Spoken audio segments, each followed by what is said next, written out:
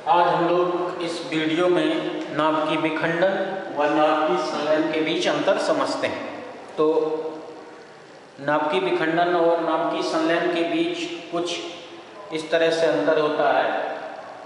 नाभिकीय विखंडन की घटना में हम लोगों ने पढ़ा कि कोई भारी नाभिक लगभग दो बराबर खंडों में विखंडित होता है और इस दौरान द्रव्यमान क्षति होती है जो ऊर्जा में परिवर्तित होती है। इसी प्रकार नाभिकीय संलयन की घटना में भी हल्के नाभिक जब संलयित होकर अपेक्षाकृत किसी भारी नाभिक का निर्माण करते हैं तो भी द्रव्यमान की क्षति होती है और यह द्रव्यमान क्षति ऊर्जा में परिवर्तित होती है। तो ये एक अंतर है, दोनों में लगभग समानता है कि दोनों में द्रव्यमान क्षति होती है और ऊर्जा का उत्पादन होता है। अब दूसरा अंतर यह है कि नाभिकीय विखंडन की घटना सामान्य ताप और दाब पर संभव है, जबकि नाभिकीय संलयन की घटना अति उच्च ताप एवं उच्च दाब पर होती है, जो कि पृथ्वी पर प्राकृतिक रूप से उपलब्ध नहीं।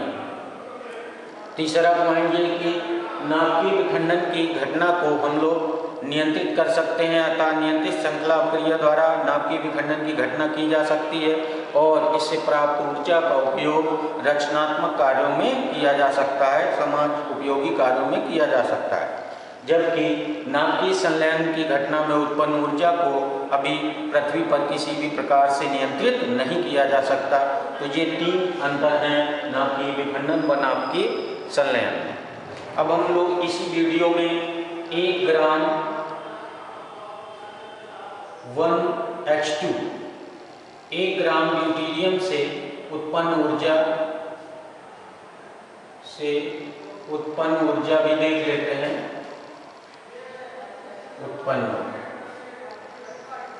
तो अभी हम लोगों ने देखा था कि जब 3 ड्यूटरॉन नाभिक 3 1H2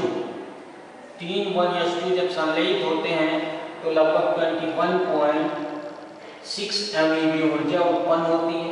इस प्रकार यदि हम एक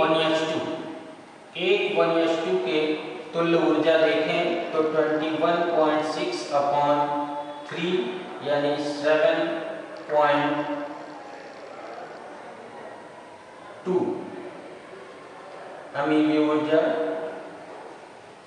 करीब एक न्यूट्रॉन नाभिक के तुल्य ऊर्जा होगी 7.2 MeV। अब हम 1 ग्राम 1H2 की बात करें तो 1 ग्राम में 1H2 के नाभिकों की संख्या देखी जाए तो हम लोग जानते हैं कि यदि एटॉमिक मास नंबर अर्थात परमाणु द्रव्यमान संख्या को यदि ग्राम में लिख दिया जाए तो उसको मोल कहा जाता है, यानी 1H2 का जो मोल होगा वह 2 ग्राम के बराबर होगा। 2 ग्राम 1H2 बराबर 1 मोल 1H2। और आवोगाड्रो के अनुसार प्रत्येक पदार्थ के 1 मोल में परमाणुओं की संख्या Na आवोगाड्रो संख्या कहलाती है 6.023 × 10⁻23 होती है। इस प्रकार 2 ग्राम 1H2 में जो नाभिकों की संख्या होगी वह 6.023 × 10⁻23 होगी। और यदि हम 1 ग्राम 1H2 में नाभिकों की संख्या देखें तो यह बराबर हो जाएगी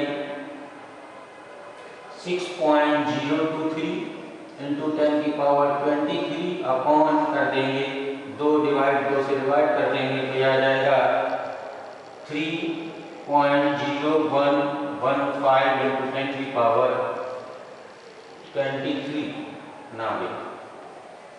तो इस प्रकार 1 ग्राम 1H2 में जो नाभिकों की संख्या होती है, न्यूट्रॉन नाभिकों की संख्या वह 3.0115 × 10⁻23 नाभिक होते हैं।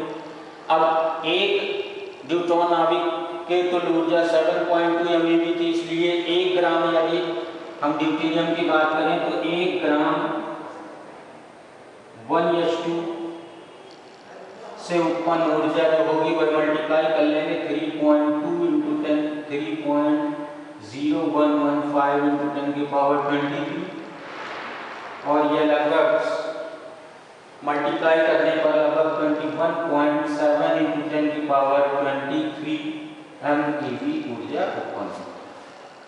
तो इस प्रकार हम लोग, और जबकि यदि हम लोगों ने 1 ग्राम 92U235 के नाभिकीय विखंडन में जो प्राप्त ऊर्जा थी वह 5 × 10⁻23 MeV थी, तो इससे स्पष्ट है कि 1 ग्राम यदि